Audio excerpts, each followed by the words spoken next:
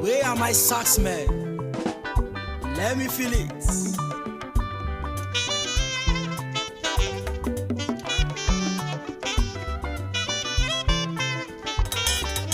Sample.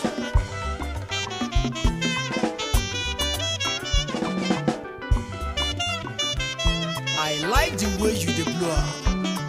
All right. I'm chilling with my best trumpeter in Africa. This is Edeka. Yes, my best. This is my best trumpeter. My best.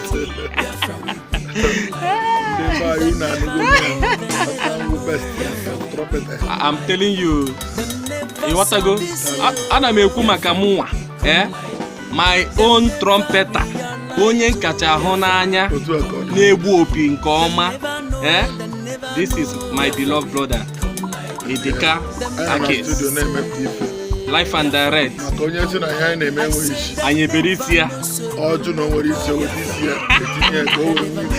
Anyị ebere isi ka onye a tinye n'ime ya. Ihe a na-eme nwekwa isi.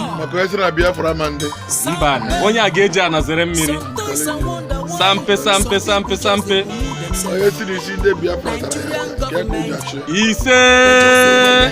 Ise. Maazị Nnamdị Kanụ ga-adịkwara anyị ndụ. Ọ ga-adị ogologo ndụ na-arụ isi ike. Ise.